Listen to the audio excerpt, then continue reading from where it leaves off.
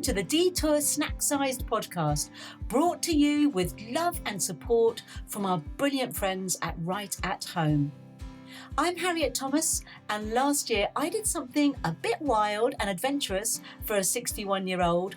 I walked over 1,000 miles from Land's End to John O'Groats to raise money for Dementia Adventure. Along the way, I met some incredible people and had the chance to share stories, swap experiences, and learn more about how being outdoors can really lift your spirits, especially if you're living with dementia or supporting someone who is. I'm also a singer and songwriter, so you might hear a few musical threads running through these episodes too. These little episodes are a way to pass that all on. Think of them as a flask of tea and a piece of cake on a picnic blanket. Short, sweet, and full of the good stuff. Whether you're planning your own big green picnic or just looking for simple ways to connect with nature and to each other, I hope this gives you a few ideas and sparks some lovely moments. Our sponsor, Right at Home, is committed to helping people live independently and happily in their own homes and communities, making them the ideal partner for this celebration of nature, community, and connection. So grab a cuppa, settle in, and let's discover together how small moments outdoors can make a big difference.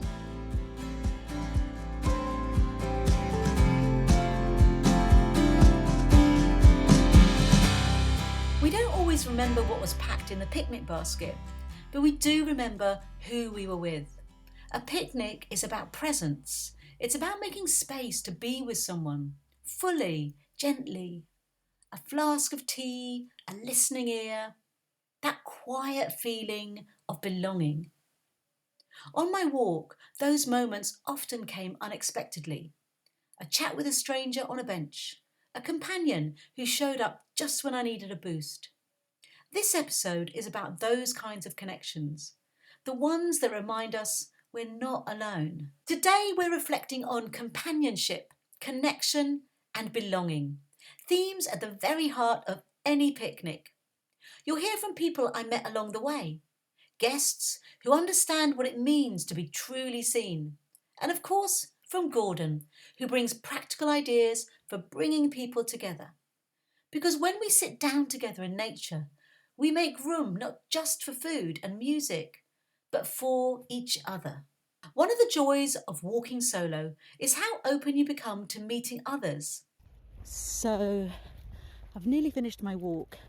I was just walking from Widdicombe Bay to Bude, and I was just walking up on the path, and suddenly someone was waving at me.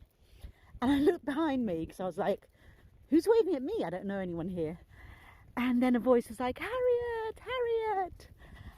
And it was a lovely girl called Anna, who is over here from Germany and is doing a cycle tour of Cornwall. And I met her on my very first night here. We camped next door to each other on the campsite. And what a complete coincidence to have met her sitting on a bench overlooking the bay at Widdicombe. And so we've just had a lovely conversation for about an hour or so about this and that, what it's like travelling and the thoughts you have and the good bits, the bad bits, and all that sort of stuff. And I'm just so happy to have seen her. It reminded me how a shared moment, even with a stranger, can change your whole day. Carl Case's story begins with his mother-in-law and a deep desire to bridge cultural memory gaps in dementia care. His tools? Postcards, soap, cedar wood, and a suitcase of sensory treasures. Here's Carl explaining how these simple objects became a bridge between past and present. We as a family were in exactly the same situation as the majority of families who knew very little about dementia. And we were on a very steep learning curve in getting guidance, advice, finding out about the next stages. But what differed between our family and the vast majority of families in the UK was that we're African Caribbean, we're Jamaicans, and what we found was that some of the care provision, and one of the day centres which she went to, one of the workers there was absolutely excellent.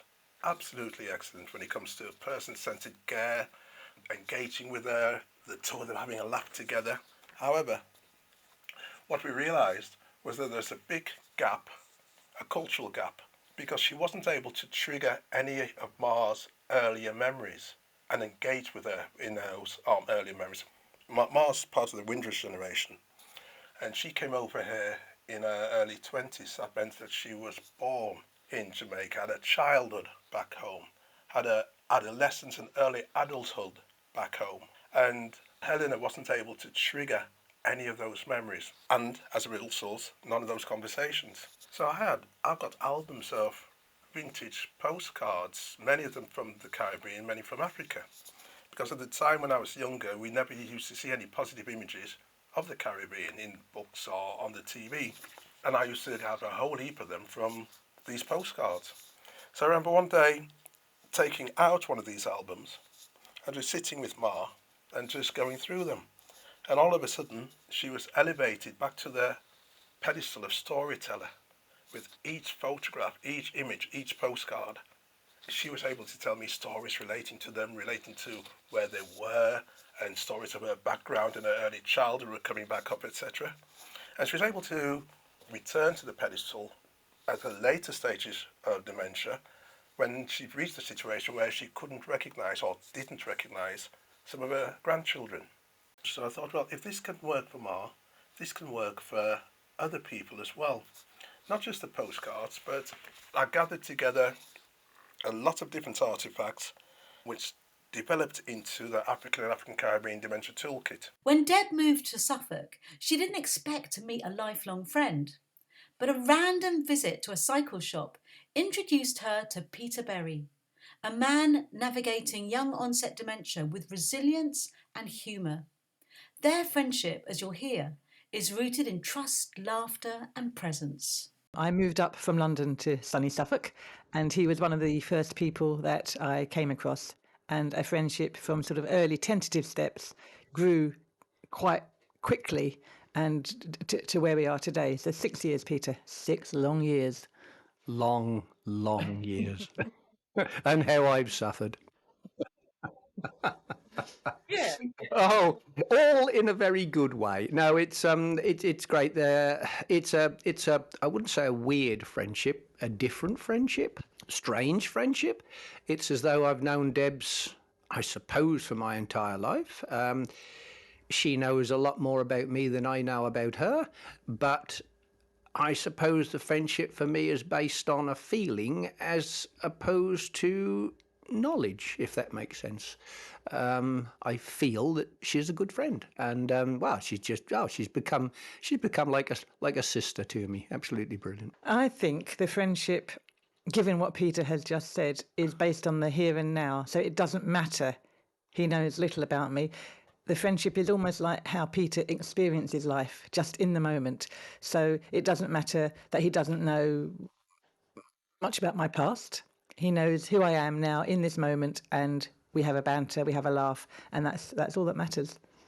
And I also think that because friends like Deb are not as, shall we say, attached to somebody with memory issues. So, for argument's sake, they can be with somebody, they can repeat themselves a few times, they can fill in the gaps, they can be their external memory stick, their plug in and save for X amount of hours, and then they can leave it and go to their partners and whatever. So they can then, I suppose, remove themselves away from it.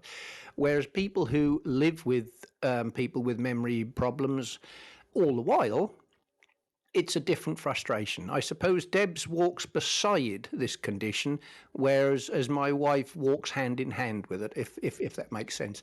She's my friend, that's it. It's so much more of a colourful place. And also it makes my condition a lot more bearable to have somebody who I think understands it and has learnt about memory very quickly, I think it's fair to say. And I would also add, it's not just about the friendship being supportive to Peter. The friendship has created a whole new life for me, a whole new me. This is a much better version of who I used to be. And what Peter's friendship has enabled me to do is to have the books published, to overcome my nerves about talking in public, about having belief in myself, about having my own sense of purpose. That's what the friendship has provided. And it's a journey that I never thought I'd be going on either. Their bond reminds us that even chance meetings can evolve into life-shaping companionships. We all deserve friendships that meet us in the now. Lovemore Munowenyu works in community mental health and advocates powerfully for inclusion and connection, especially for people living with dementia. He explains why human connection is essential, not optional. Human beings, we were made to make connections. We need to make connections. We need to make connections outside of ourselves. We need to make connections outside of our families. That's how we become better in ourselves. So I think making connections is very, very important, and maintaining those connections. So sometimes it's easy to make a connection with someone and then it dies down. It's about making connection and maintaining a connection with the outside world, with the outside environment, or outside yourself. I think the trick for us as a service or as a community is to try to adjust ourselves to a point whereby we are very inclusive, and not necessarily in the physical sense, as in trying to make sure that we got wheelchair access and things like that, but culturally, are we culturally inclusive? I'm Gordon from Dementia Adventure, and here are my tips to help make your picnic a real success. Connection doesn't have to be grand or carefully planned. Sometimes it's simple, just making space for a chat, a shared biscuit, or a quiet moment. It's the little things, a kind word, sharing a funny story, just being fully present and really listening to someone's experiences that remind us we really matter. Being outdoors helps with that. The fresh air, the stillness, it gives us room to breathe, to be ourselves. And often, that's when the most meaningful conversations unfold. Unhurried, unforced, enjoying and appreciating being in the moment. When planning a picnic, think about how you can make it comfortable for the person you're caring for. It might be bringing a blanket or foldable chair that feels familiar to them. Choosing food that will be easy to eat in a picnic setting. Or even down to considering the type of plate or cup that the person would feel more comfortable with. You can stimulate conversations by bringing along photos of picnics or picnic destinations, postcards of local beauty spots, or share a song together. It's also important to ask simple questions like, can you tell me more about this? Whether it's one-to-one or part of a group, being present is what creates that sense of belonging. Thanks for joining me on this final episode in our 5-part snack size series of The Detour. I hope these short walks through sound and story have given you fresh ideas and inspiration for your own big green picnic, or just time outdoors with someone special. If you haven't already, do have a listen to the full original Detour podcast series. You'll find deeper conversations, rich stories from the road, and more beautiful moments from the people I met along the way from Land's End to John O'Groats. You can find the full series at detour.uk. That's detour.uk. Until next time, take care and happy picnicking.